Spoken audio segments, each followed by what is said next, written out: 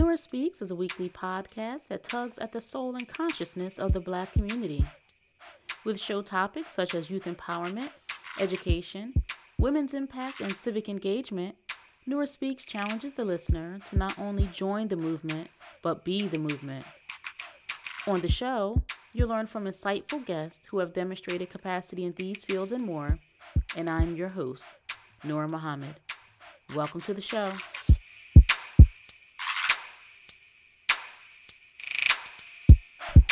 Welcome to another episode of the Nurah Speaks podcast, and I am your host, Nurah Muhammad. It's always great to be with you. Thank you for tuning in to another episode of the podcast. I definitely appreciate your attention. I know that there is so much that is pulling for our attention. There's so many social media networks now, so much on television, YouTube, other streaming services like satellite radio. So the idea that you've come and popped in to hear from me, that really means a lot. And I'm very grateful to you. I'm grateful for you. And in this episode, I want to talk about hate speech or hate teaching. I watch quite a bit of news, and often when I see or hear someone with the idea that what our people need to do, what Black people need to do, is focus on ourselves and love ourselves and develop for ourselves.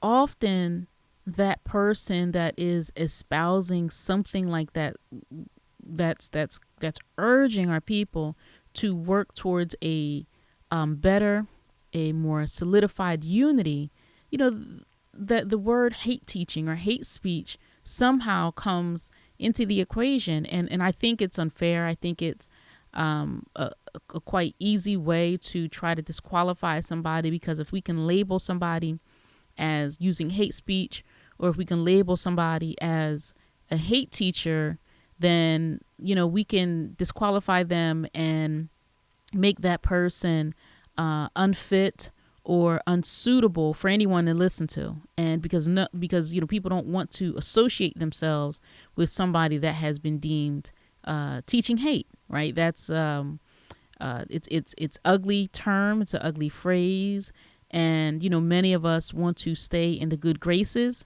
of what's mainstream and what's popular. So we may ostracize that person, or start trying to apologize for that person, or apologize for our lending an ear to that person. And I think that's quite unfair. First of all, Black people, we need to be taught unity. We need to be taught loving ourselves, because our entire experience in North America has been about, first, we lost the knowledge of self. We don't quite know who we are. This experience has kind of bleached us free of our culture, our roots, our lineage. And if it wasn't for DNA testing, genetic testing, and what Henry Louis Gates is doing, we may never have known what our ties were beyond this continent of North America. So it's so important that as Black people in America who've had a horrific and horrendous experience in the past and in the present, we must be taught that we have to love ourselves. And so I argue against saying that loving self and the teaching such as that is a suggestion that it's hateful, or it's in some way hate speech. In fact, how can anyone love anybody else if they don't love themselves? And so, this episode, I'm going to challenge the idea of what we should term hate speech, or what we should term a hate teaching. And in particular, I'm talking about modern media, modern music, whether it's the R&B, so-called R&B culture, the so-called rap or hip hop culture.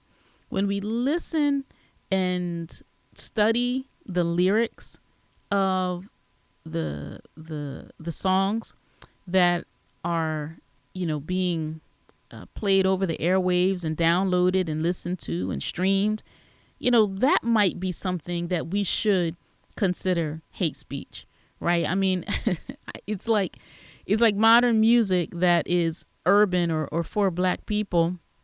It's like kill, kill, kill, pill, pill, pill, money for sex, sex for money, money over love, money over love. I mean, it's promoting drug abuse. It's promoting murder and violence amongst black people. It's promoting promiscuity. It's promoting sexual assault. It's promoting relationships without love. This is the modern music, and I use the term music lightly. Maybe I should just say the modern entertainment that is being made for black people. We listen to other genres of music, whether it's rock and roll, whether it's country, or even jazz. I mean, no other genre of music except the music that is mainstream to our people has such disregard for human life. Kill, kill, kill, pill, pill, pill, money for sex, sex for money, money over love, money over love. Other genres of music are talking about relationships. They're talking about love. They're talking about sunsets. You listen to some music there, some artists are just singing about the land that they were raised on, or the region that they were raised in. Some artists are making music about the cars that they love, right? Some artists are making music about the music that they love. And our artists are making content that is degrading, that's demeaning, degrading, dehumanizing, abusive, and destructive. And so, a friend of mine, we were just talking about, what executive came into a meeting in a suit and tie and sat down at a boardroom table and agreed that this music would be ideal. And not only would we allow this kind of music to be recorded, but we will distribute this song. Kill, kill, kill, pill, pill, pill, money for sex, sex for money, money over love, money over love. What executive say, yeah, this is a hit. We got one here. The people will love this. Is the music good and good enough for us to love? Or are we being trained to accept this music and love this music? Music that's promoted to our young people, it's pornographic, it's violent.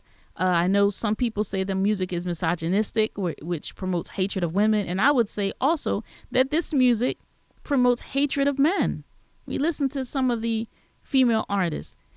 It's music that, if applied to our lives, it is destructive. And so think about the people who sit in boardrooms, record executives, distributors, producers, who are producing music for us versus the music that is being produced for others.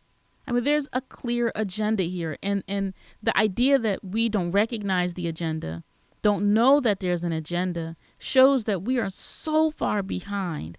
And we have our children consuming these ideas. And we know how music shapes culture. We know how music shapes perception. It absolutely does. And it's something that we have to recognize. And we can't keep giving these so-called artists a pass. We can't keep giving these record executives a pass. Other people just don't settle for this. The predominant message in music is destructive when it's ours. The predominant message in music for others is not degenerate. It is not dehumanizing. It is not demeaning. It is not degrading. That's something that's just for us. So that is what we should consider hate speech. The speech that we get from our so-called music artists that go on the stage and win Grammys with messages that are destructive to our people. That's not something that we should accept. That's something that we should be pushing back on. That's something that we should be talking to our children about. Why is it the music that is for you that you listen to this way, but the music for others is that way? And I'll just add here too that I know, because some people who listen to this may say, well, it's not just black people who listen to rap. No, a lot of people listen to rap, and a lot of our music and our artists, they're used. When you watch the NFL, when you're watching the NBA, you see our artists who get contracts, and their music and their likeness is being used to promote the sports. I mean, we've always been trendy and catchy and creative. So they'll use it for that. And little white children, little white boys and little white girls, they're listening to us and the destruction that we promote and allow in music. However, it's not something that they're applying to their lives, because when it's time to deal in the real, then they're making other choices. And they're not using the messaging that's for us to make their choices. They're leaving that right there for us. And we are using this kind of messaging. We're letting Cardi B and Nicki Minaj and Gunna and we're letting these people kind of shape what we think about ourselves, what we think about our relationships, what we think about family. And that's just not good. That's not good. So don't be so permissive when other people are trying to decide for us what hate speech is. I would suggest that these record executives are pushing hate speech when they're promoting and creating music that talks about the degeneration and destruction of our community. And I'm wondering what you think about this. Do you think that there's a trend? Do you not see an issue with the kind of music that's being messaged to our people? I'm interested. I'm always interested in hearing your feedback. I welcome it. And even if it's in contradiction to what I think, I like to hear that too. So let me know what you think. You can send me an email, Nurah@NurahSpeaks.com, or you can always message me on social media. Thank you for listening to this episode of the Nurah Speaks podcast. Until next time, stay in peace. We were brought here as a piece of property, and to keep that piece of property, it is to not allow the property to know the value of the property. What I mean by that, if you had known the history of yourself, you would not have been made a slave. And you won't be a slave now if you have a knowledge of yourself. It's hard to enslave a person that have equal knowledge with you. You just can't do it. And so this knowledge of yourself is the thing that will free you from what you have been suffering from. Thank you for listening to another episode of the Nurah Speaks podcast. Be on the lookout for a new episode coming at you fresh next week. And as always, if you want to learn more about me and the work that I do, visit my website, NurahMuhammad.com. Or if you have a listener question, email me at info@NurahSpeaks.com. You can also follow the Nurah Speaks podcast on Facebook, Instagram, and Twitter at Nurah Speaks Podcast. I'll be sure to include links in the show notes. If this show has value to you, please subscribe, rate, and review, and share it with family and friends. And be sure to check out previous episodes. And remember, don't just join the movement, be the movement. Stay in peace.